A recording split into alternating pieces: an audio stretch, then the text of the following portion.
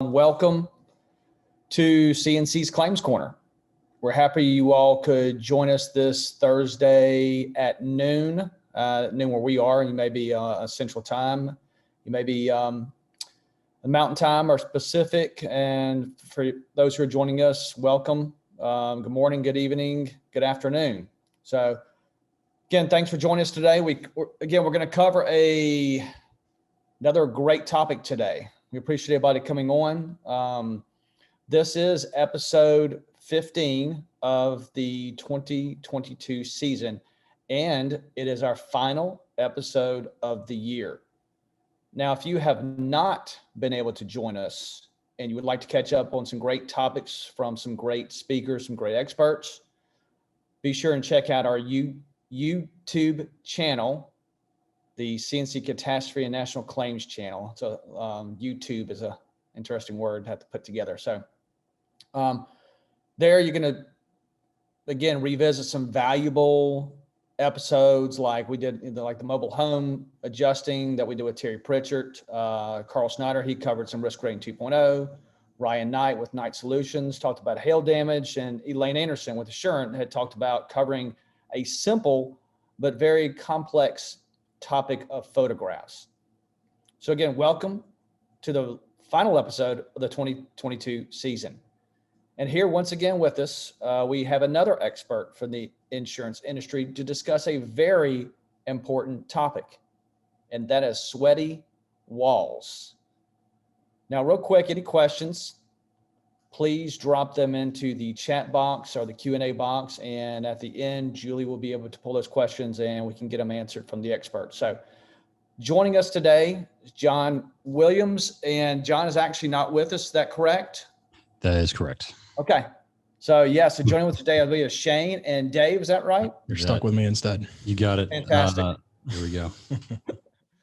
Well, we appreciate you guys taking the time to be on and to present this topic with us today. It's great to get some different perspective from the industry leaders that have experienced this, have gone through this and understand this, and be able to give us that feedback on our end to the adjusters out there and to everybody that's actually participating in the Claims Corner today. So if you could just a little bit tell us about yourself and what you do, and I will turn this whole presentation over to you guys. Thank you.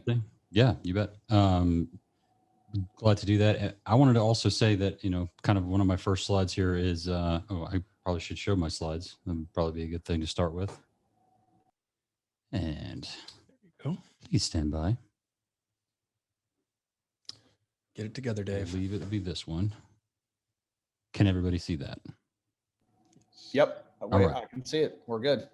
All right, we're rolling. All right, so so actually the second slide is just if there are any longer form questions outside of what we have time to cover during the course today, there is an email address that we have available for anybody to utilize, and that email address, is right there. So education@grindleywilliams.com, and then I can talk about who the heck I am, and this is who the heck I am. So I'm 50% owner and co-founder of Grindley Williams Engineering. We are headquartered in Florida, but we cover claims throughout the Southeast. So you may notice throughout the presentation today, as we're talking about sweaty walls, and it's not just walls, there's ceilings and floors and all kinds of other stuff, but you may notice that there's a bit of a Southeast bias and maybe a bit more so of a Florida bias with what we're talking about today. Just understand that some of these principles may be a little different depending on the region that you live in or that you insure properties in. So, but some of the principles are still going to be the same. You just have to maybe reverse the way things work depending on the climate that you're in. And we'll talk a little bit more about that later. But here's some real fun information about me. And to my right, super exciting, as he was in April 2018 here. Thanks for that, Dave. Is Shane Lester, and here's some fun information about Shane. It's probably a little bit more fun than the information about me because he's also a licensed mold assessor, which actually qualifies him more so to talk about things like sweaty walls and dew point. You may also notice that we're quite juvenile as per the title of this course.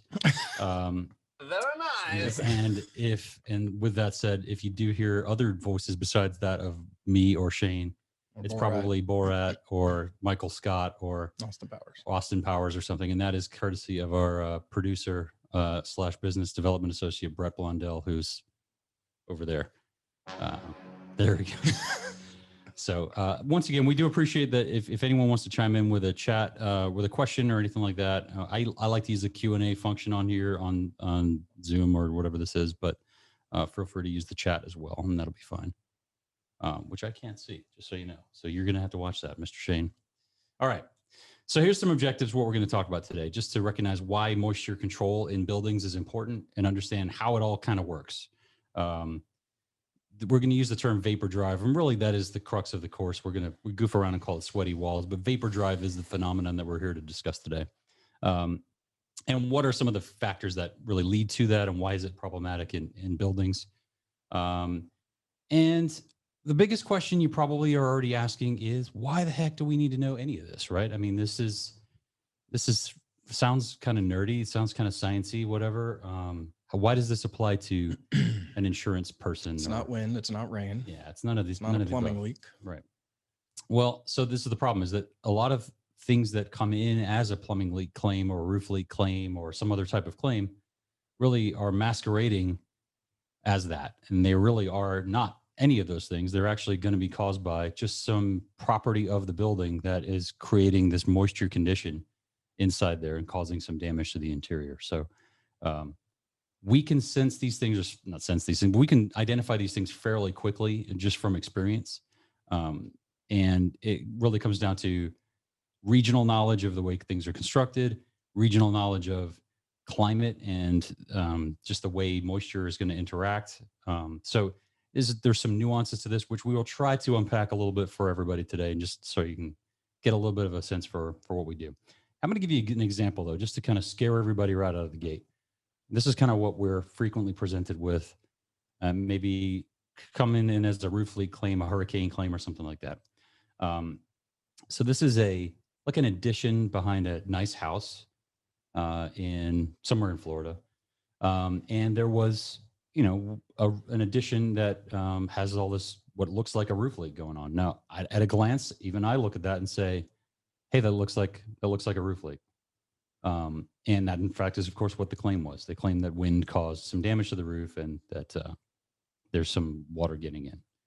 So you look around the room, and it's not just coming from one location. In fact, it's getting so bad that it almost looks like blood come out of a duct here. So that's just, of course, rust that's been accumulating in there, and moisture is driving that rust down. So, and then you get underneath that, and you see drip marks from where its waters come all the way down that wall.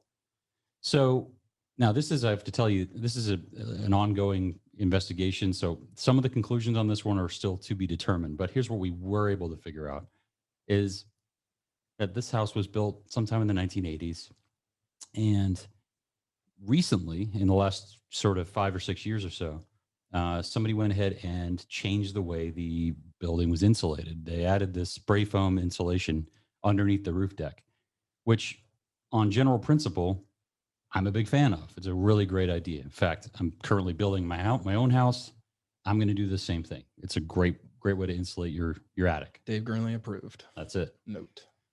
However, the problem is this building wasn't designed with this in mind, right? This is a retrofit situation. So somebody's tried to shift the paradigm to something that they think is better, but the building itself may not have been better suited for that kind of situation. So what we think has happened here, and again, this is pending, because what we need to do is do some destructive testing, is that where the access to this addition would have been, there's no way for anybody to have installed any of this foam insulation in that area. At least there's no way for us to get to it.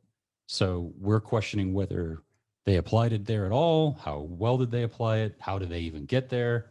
There's so many question marks here. So what we did notice is that, number one, this has been a change to the building that's occurred. And number two, there's areas of this where the spray foam didn't actually adhere very well to the roof deck. You can see a few spots here where the spray foam has actually come off of some of the trusses. So a couple of issues that readily we could observe, but this one is still under the process of being investigated. Point being, the roof was in perfectly good condition. There was certainly no wind damage or anything else that would have led to a roof leak in this area. And everything else led to, this being the cause of the issue. And it comes down to a form of vapor drive that we're experiencing here, condensation occurring. So we're going to use a few terms throughout the course today. I'm going to scare everybody a little bit with some of them probably, but we're going to try to kind of simplify it. Some of these, albeit, are a little bit confusing even to Shane and I, and we deal with this stuff every day. But here's a few to get going. These are the easy ones. These are elementary school science class. So vapor and condensation. We're just talking about water in this instance. So water in a gaseous state or water in a condensed watery liquid state. So as it returns from a gaseous state to a liquid state, that's going to be the condensation. And that's the stuff that's going to cause the damage to the inside of a building, a house.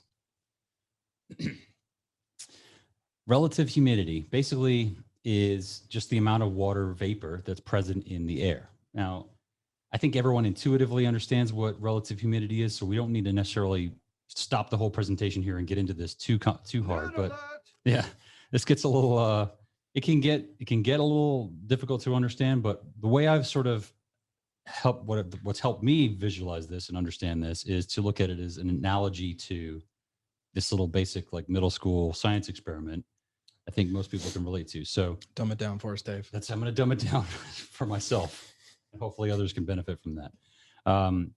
So in this scenario, you're adding sugar or salt or some solid, powder or whatever to a glass of water. And there's going to be a point where the amount of powder or salt, sugar, whatever that you're adding to that water, it can no longer dissolve it. So think of the salt or the sugar in that scenario as moisture in the air, and the glass of water is the air, right? So in this room, whatever it is, it's 72 degrees. Let's say that glass is 72 degrees, and that represents the air. So maybe it's able to hold a certain amount of sugar or salt.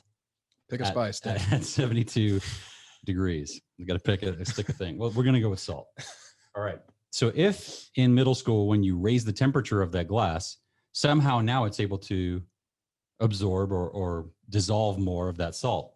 But if you lower the temperature back down below or right at to 72 degrees again, some of that salt will recrystallize and precipitate back out of the solution.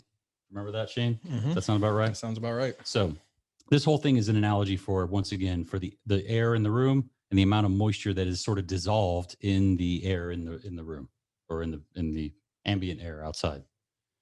All right. Now to really confuse everybody. This is the one that's going to scare everybody to death here. All right. The easy one of the two is dry bulb temperature. That's just a bulb, like a thermometer with a mercury bulb, right? Measured in the air, out in the air somewhere. That's the one that I think everyone can easily relate to.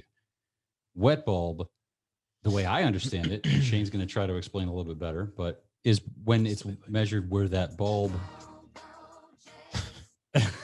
is dipped into like a wick that is wet with water. Right. Yeah. I mean, essentially it accounts for the evaporative cooling. So when you think of evaporative cooling, I think the easiest thing to think of is how you feel cool when you get out of the shower.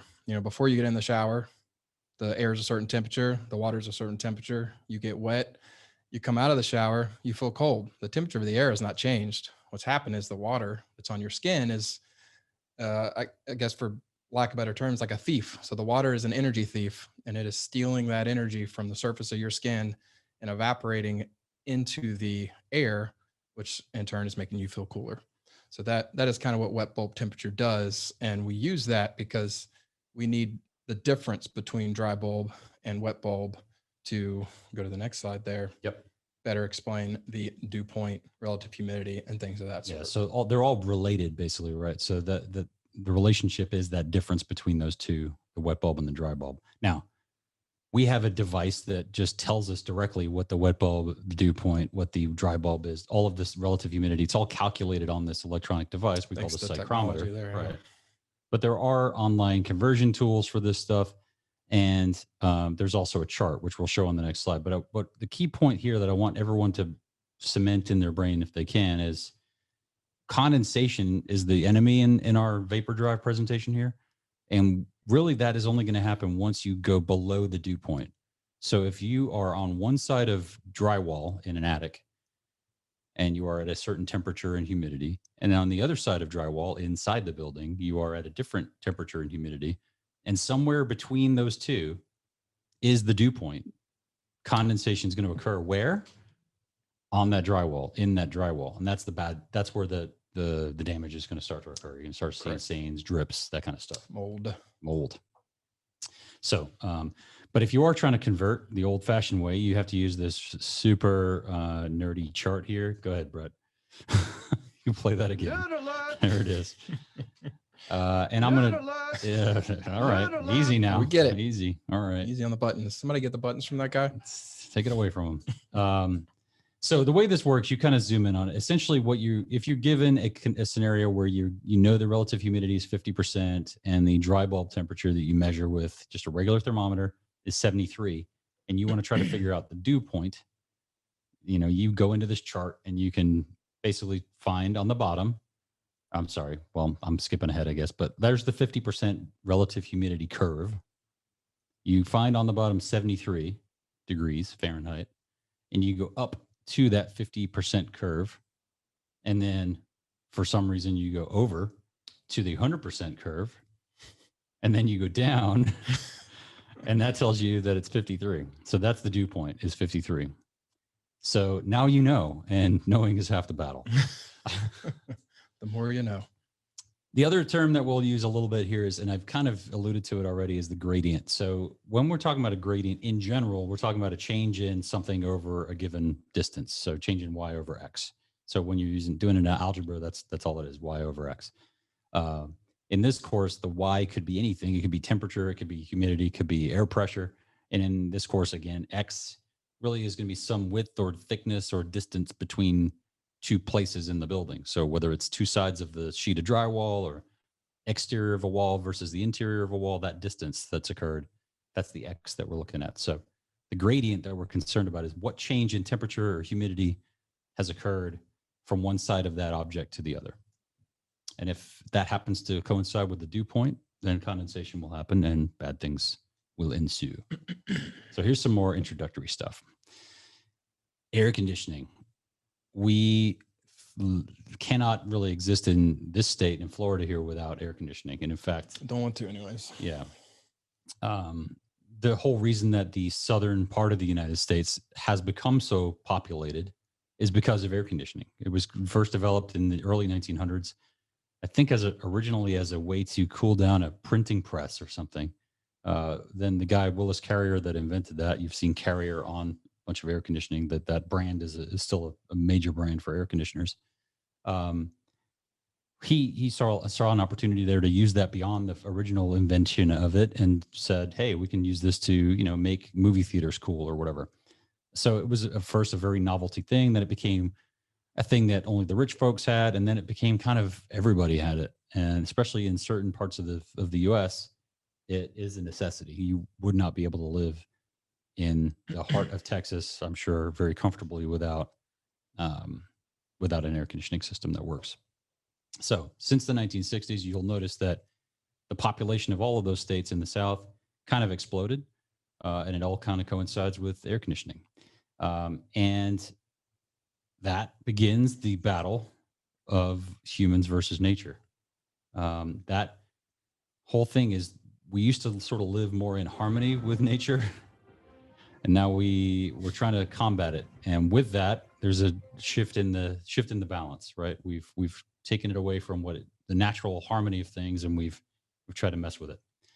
And the construction industry over that same time frame, and really over the last 20 years especially, has become very focused on things like indoor health of a building. So that will affect anything from water quality, air quality, noise, pollution, lighting. I mean, they're obsessed about these types of things. There's entire courses in engineering study that involve this stuff. The ones that we're concerned about in this case will be mold and air quality, right? And temperature and things like that. And those are all things that we try to monkey with all the time. We're always messing with this stuff to try to make a better situation for people to habitate and live in a building.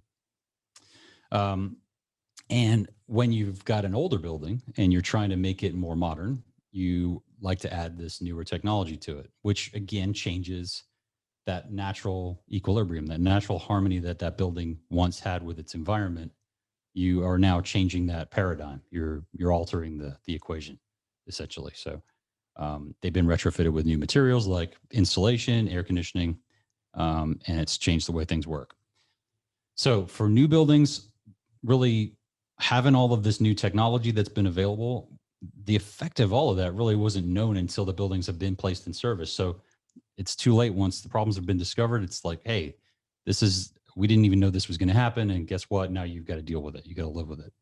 And especially with older buildings where that technology has been retrofitted in, it's just more of an issue there. And especially when homes in Florida, for example, that were built with a slab on grade, just no foundation or no basement or anything like that in play, built on the slab on grade, did not have any kind of vapor barrier underneath it, and moisture just comes up through that slab. Well, nobody knew that was a problem until about the early 1990s, and then it started to become a code-related requirement that there be a vapor barrier underneath the slab.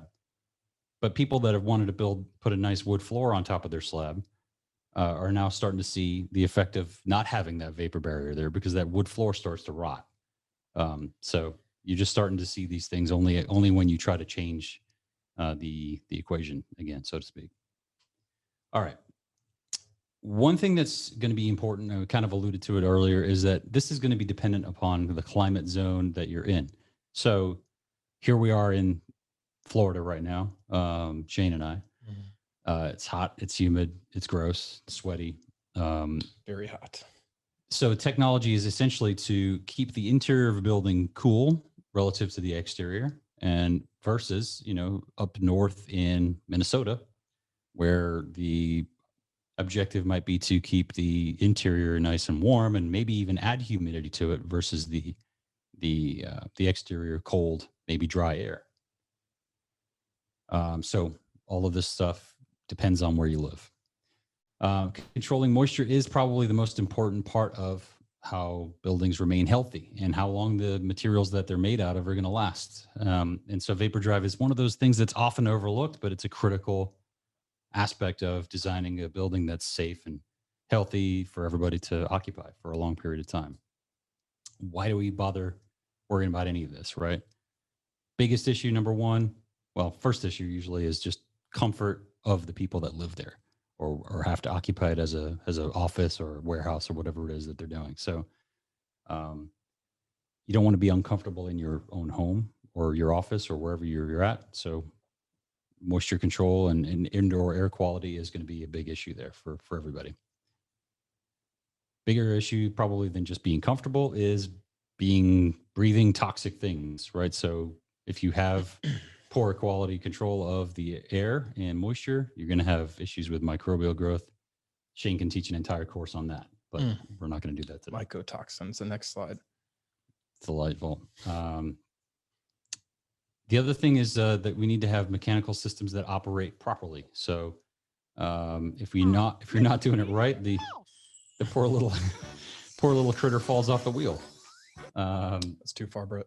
Yeah, I used to have a GIF here where that air conditioning thing was on fire, and like flames. But I think it actually crashed our Zoom presentation one time, so we abandoned that. We're never going to do that again.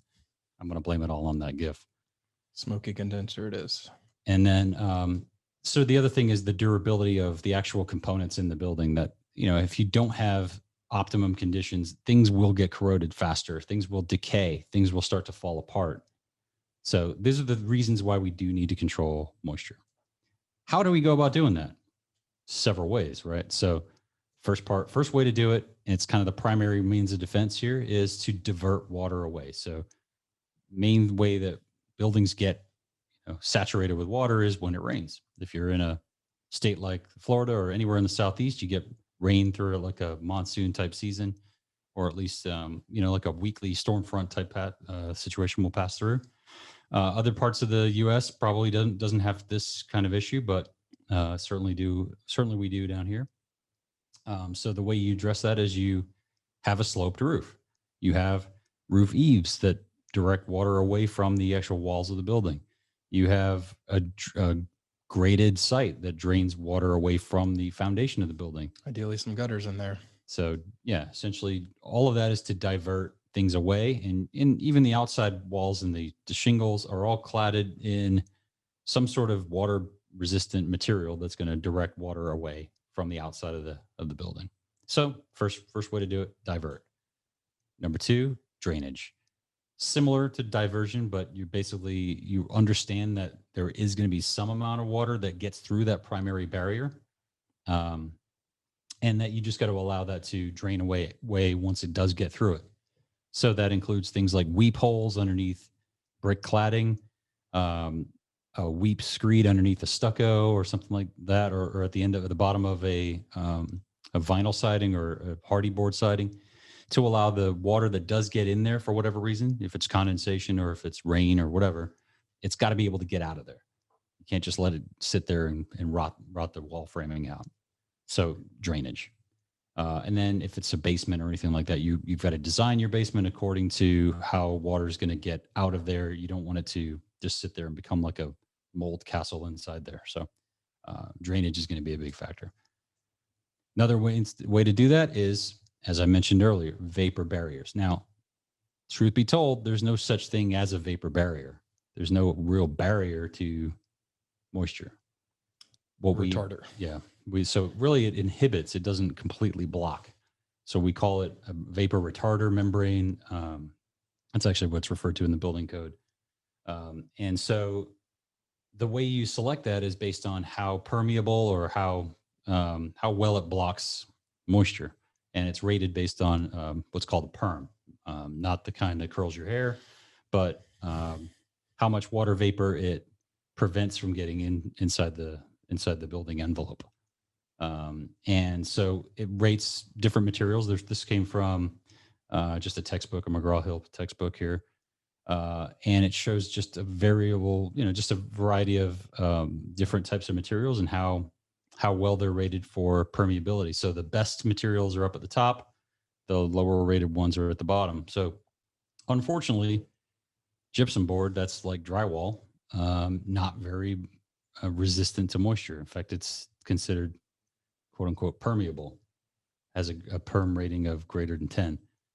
Some roof membranes, very impermeable. They're very good at blocking moisture from getting in. Again, not completely impermeable, but very, very, very, very stout, robust as it comes to keeping moisture out. One type of material that's not listed on here, but comes into play quite a lot in our forensic investigations is concrete. So concrete floor slabs, unfortunately, are not particularly resilient to moisture. In fact, they're classified as very permeable per that table. So it's all based on the thickness of the concrete, but 3.2 perms per inch. So if it's a code minimum thickness of 3.5 inches, you're looking at 11.2 perms. Let's go back to that prior slide. So that would make it more permeable than drywall for a 3.5 inch slab. So we're living on sponges, is what you're saying. So we call it a rigid sponge. Great. So there's also another phenomenon where capillaries in the concrete actually enhance the way water and moisture wicks up into it. So it's not just permeable, it also kind of draws moisture in. So concrete is in need of a vapor barrier underneath it, or some other means of preventing that moisture from getting in.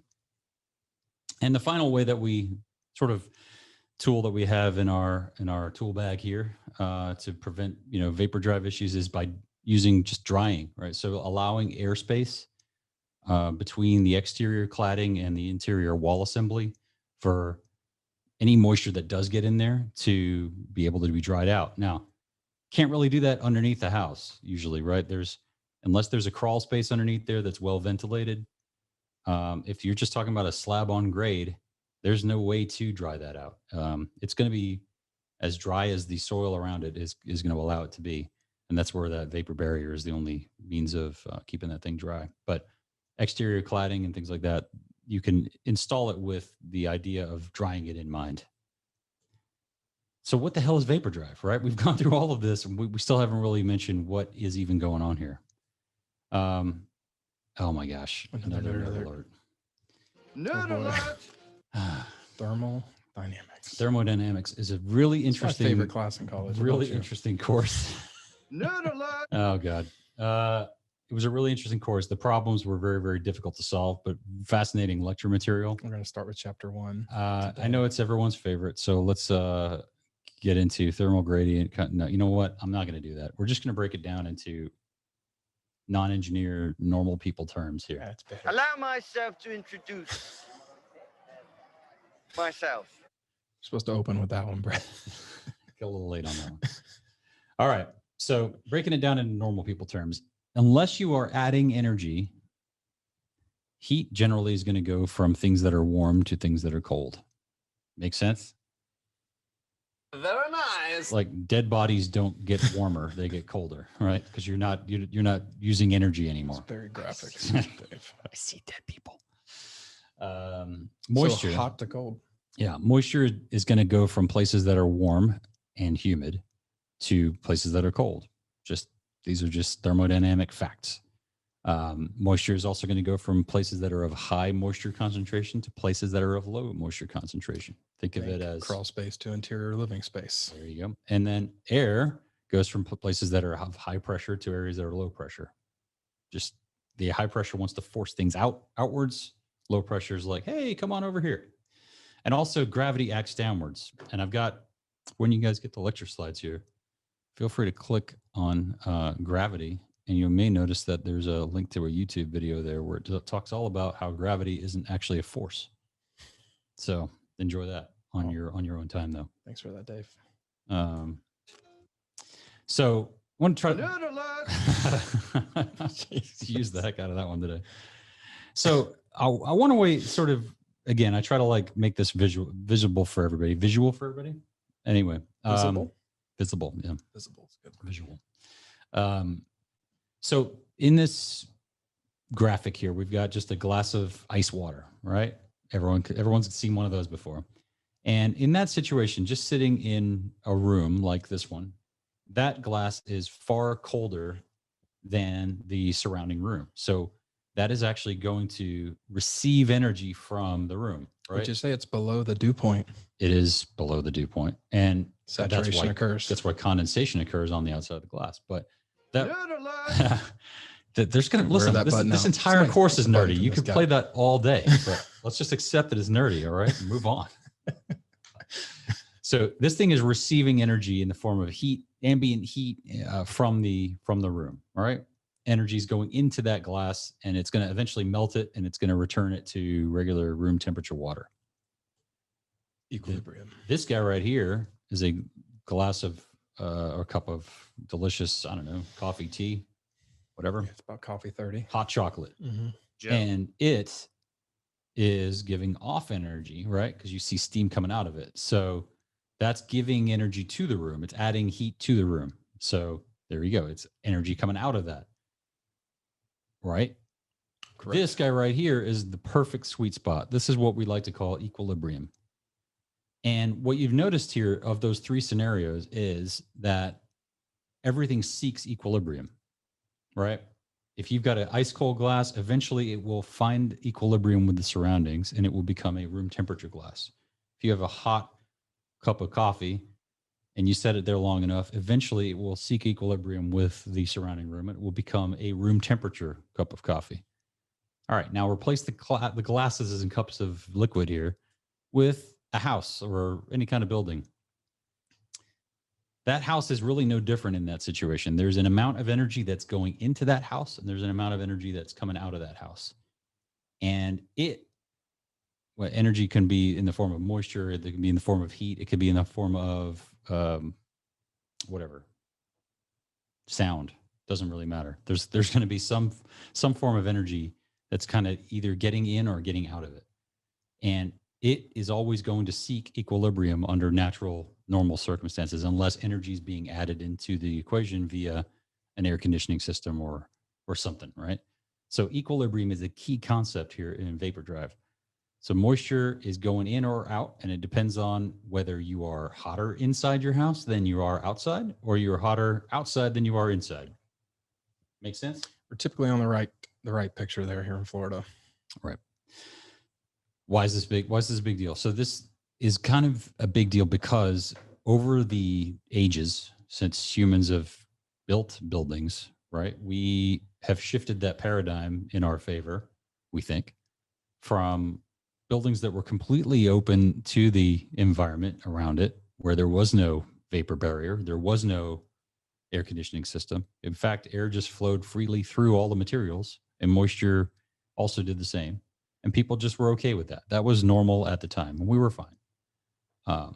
We got a little bit more sophisticated. We started building things out of stone, and then we started building things out of wood, and then we started adding windows and roof shingles and things like that to it, until the point where now we've got these sophisticated buildings with all these barriers and these different kinds of exotic materials that we've had to mine out of the earth and turn into other things. And ultimately, we have essentially shifted the equilibrium to the extent where we think we're in control.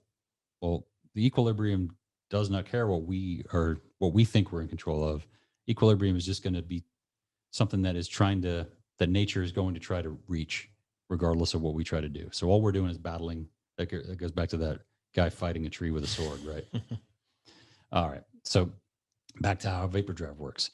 So vapor diffuses along a fairly predictable gradient from one zone of heat to a zone of cold, or from one, zone of higher moisture to a zone of lower moisture.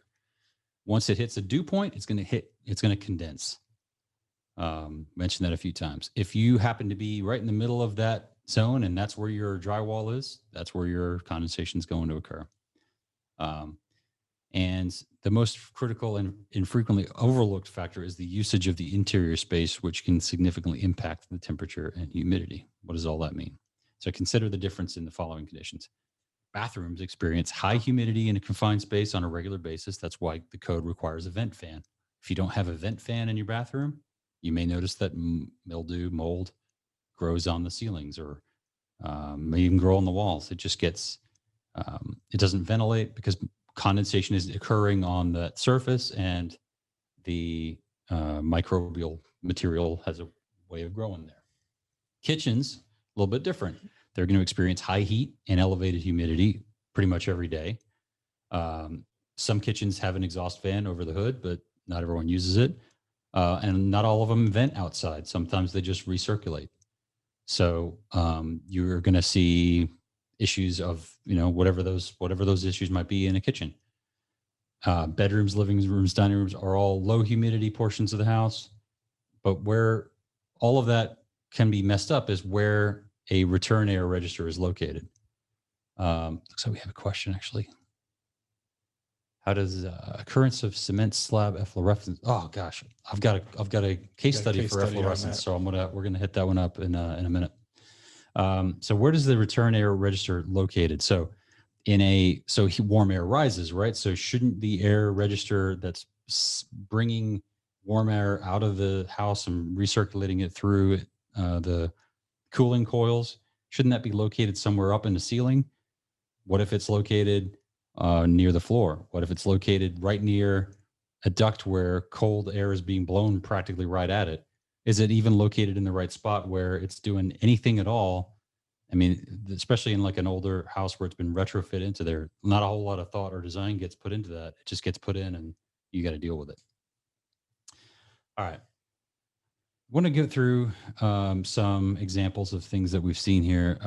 But basically the idea with all of this stuff is going to be to control moisture exposure by doing all those things we talked about earlier, diverting and draining, getting all vapor drive gets arrested by those vapor barriers, but you've got to be in the right spot. You can't be on the wrong side of the wall because if the moisture conditions are on that side, they're not going to prevent moisture from getting through, if that makes sense. You have to be on the correct side from where the moisture is. And that's going to depend on the climate you're in.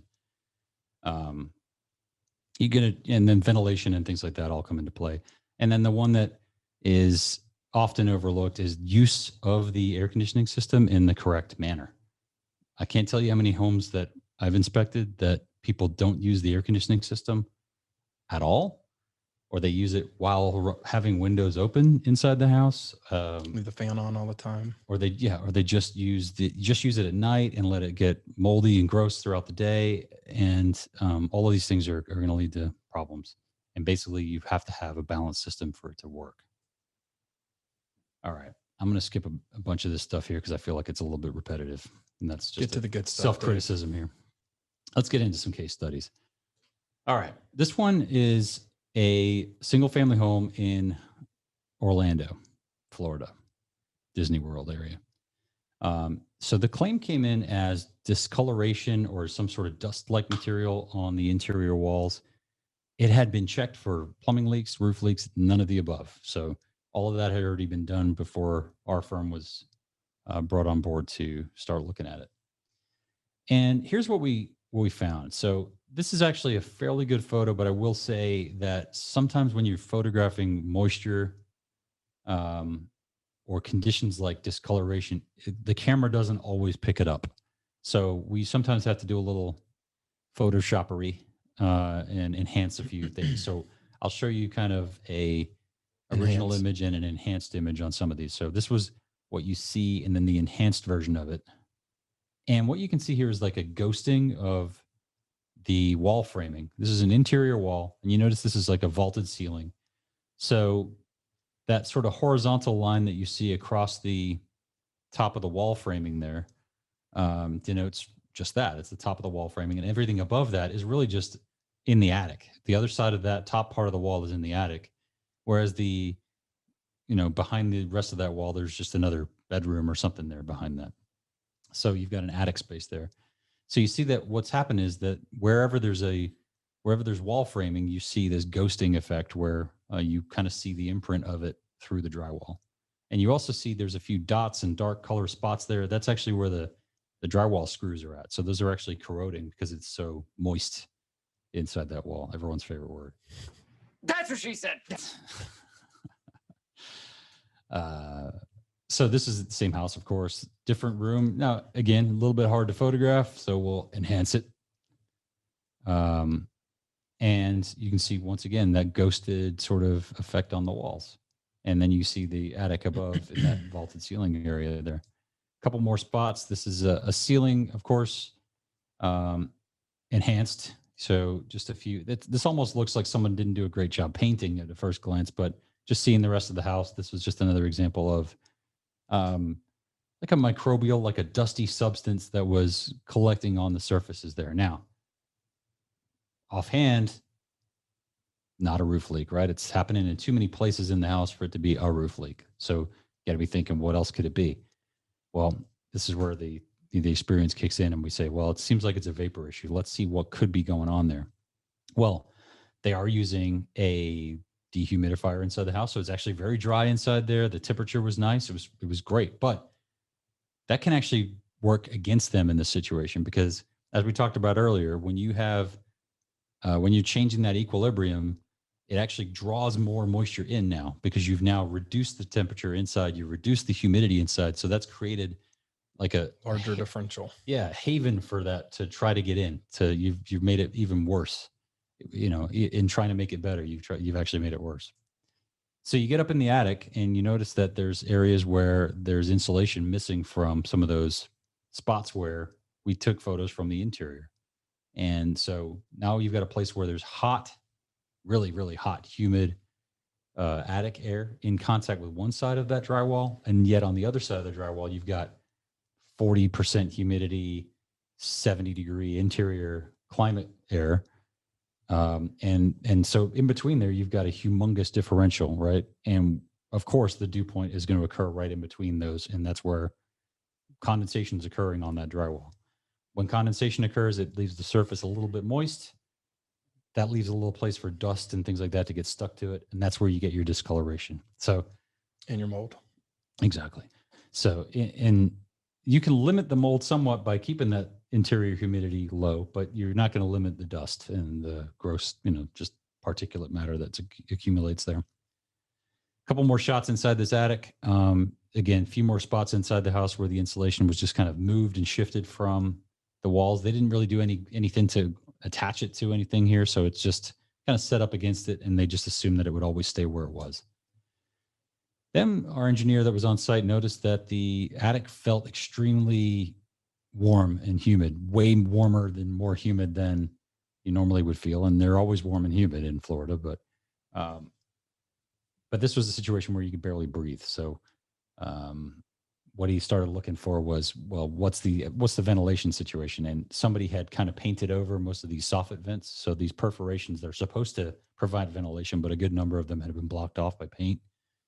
And on the top of the attic, the roof, there's really just the one ridge vent across, granted, the main part of the roof, but it was really limited. And so this really was a combination of insulation missing, improperly or minimally ventilated attic, and then just that massive thermal and humidity gradient between the attic and interior space, leading to this vapor drive, aka sweaty walls. Got a roof deck situation. This one was a little wacky. Somebody used an exotic roof deck material. It was some sort of OSB. It was supposed to be fire retardant. The research that was done on that material indicated that it was prone to condensation issues in warm, humid climates. So, of course, these knuckleheads decided to use it in Florida. This is kind of what it looked like. Now, I'm going to enhance this image as well. But so they had applied this material on the roof deck, and you'll notice that these streaks, now at first you might think, well, it's just leaking through this off ridge vent or something, but the streaks are on both sides of it, above it and below it. So that doesn't really track, right? That it can't be coming just from there. It's going to be coming from everywhere. And then you look in other places of the attic that are nowhere near an off ridge vent like that. And again, this is kind of an enhanced image, but there's those streaks everywhere. So this comes down to just everything comes back to that material that they used was kind of a dumb idea to use that. So under conditions of that were measured on site, there was a dew point condition, and vapor drive was causing condensation basically on that material, causing it to drip and leaving those little stains everywhere. So good news is not a roof leak. Bad news is way worse, because you basically got to do something about all that material that's in there. I don't think that's an insured thing. I think that's just a person's problem that they got to deal with, but that's the way life goes sometimes. All right. Where we at here? I think I accidentally clicked the thing. There we go. So this one is a fun one that we get to see occasionally, where these folks don't use their air conditioner at all. And they also like to leave food cooking slow cooker style on the stove all day. So it creates a nice steamy interior condition, nice humid, steamy interior condition. And this is that weird scenario in Florida, at least, where certain times of the year, it's actually cooler and less humid outside this house than it is inside this kitchen. So all of the issues were in the kitchen. There's nothing wrong with the roof.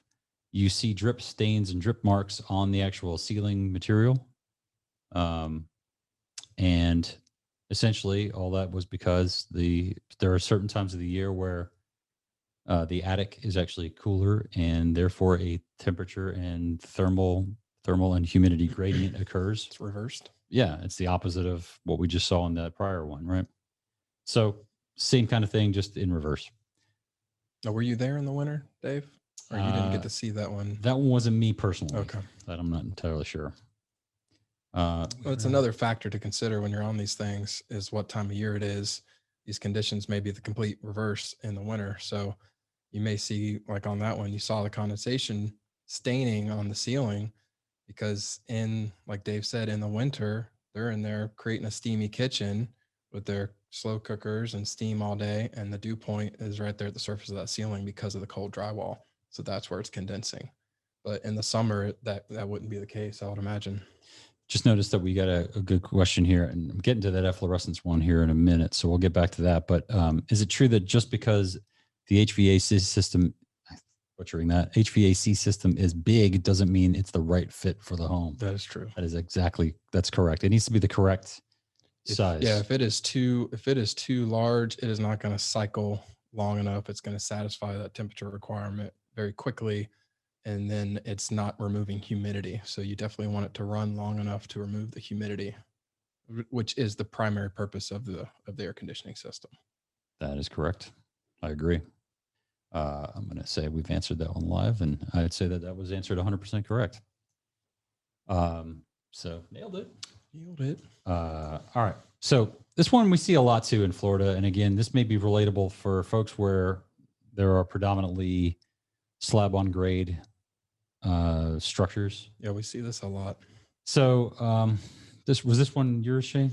No, this wasn't mine, but I mean, I've looked at this one here in this. I'm happy to talk about it. So yeah, for this one, they installed a new laminate flooring, and they did what every person installing a laminate floor thinks they need to do, and they put an underlayment down.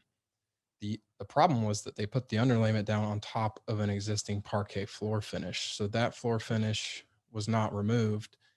And so previously, even though there was no apparent moisture issue, that parquet flooring was allowing the floor to breathe enough to where there wasn't an issue. So there's minor vapor drive occurring, but no apparent issue at the surface of that parquet floor.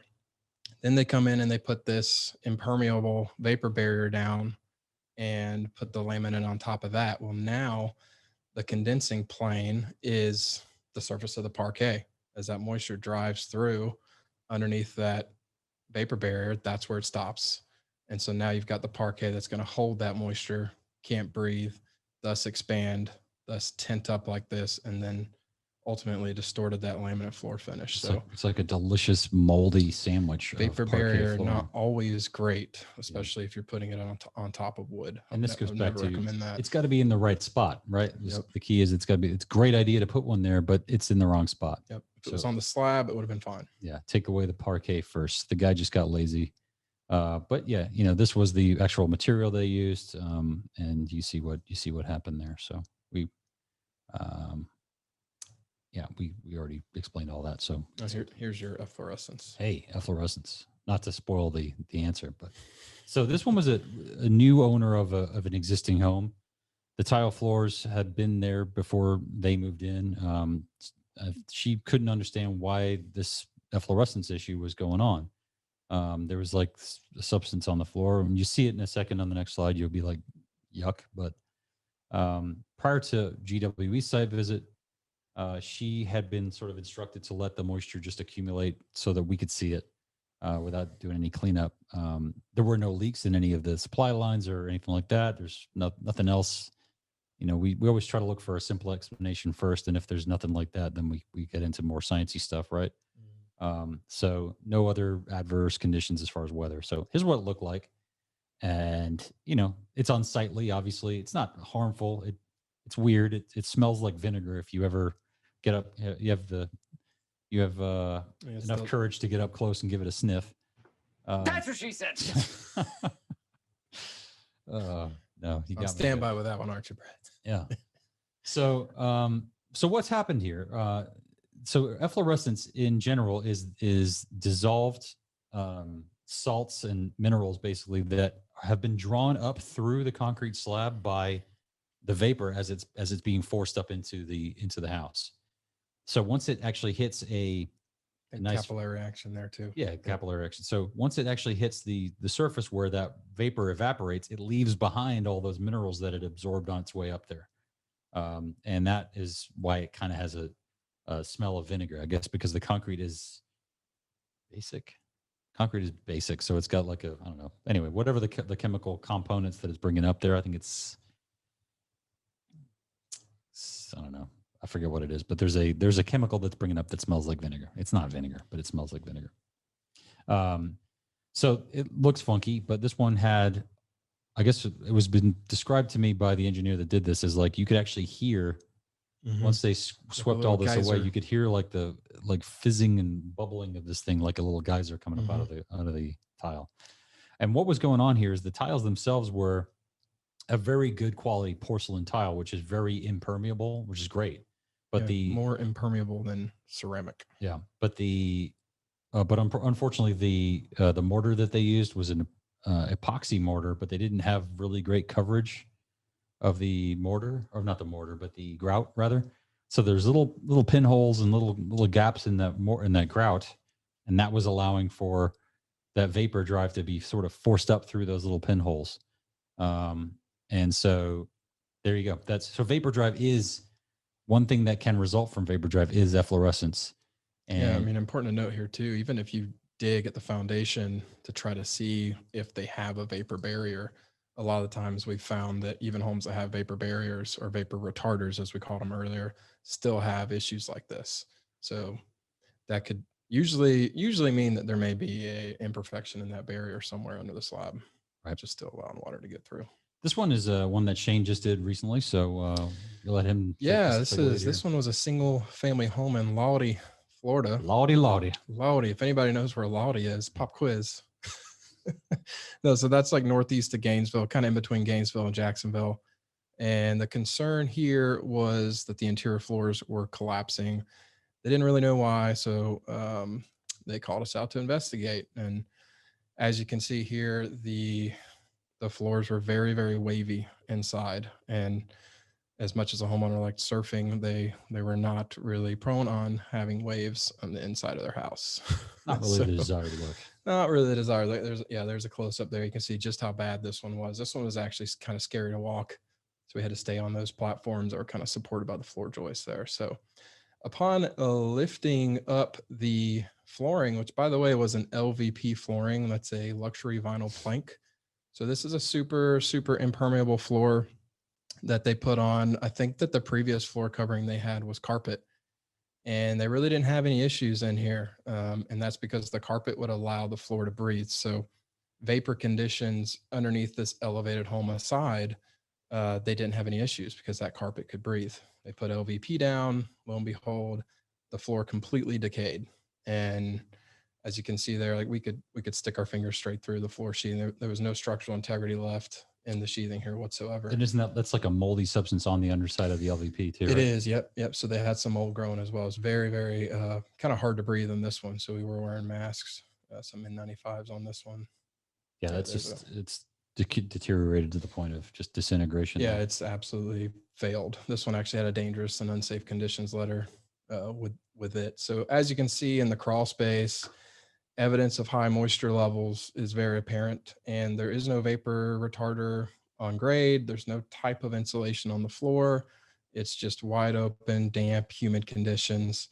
The masonry piers have been obviously absorbing water for an extended period of time, and the stem walls all have water and moisture staining. So it's very damp. It's very apparent, even without raining, even though we're there on a dry day, it looks fine. But then nature provides, and it starts raining during the site visit. So we were able to kind of, okay, let's see what this property does when it rains heavy. And it did rain heavy for about 10 minutes, which was perfect timing. And we had ponding water. We had valleys discharging adjacent to that stem wall. We had negative site grading and erosion, and everything just working its way under this home. So this home had extremely high moisture levels present during rainfall events, and which ultimately was leading to the issues that they had.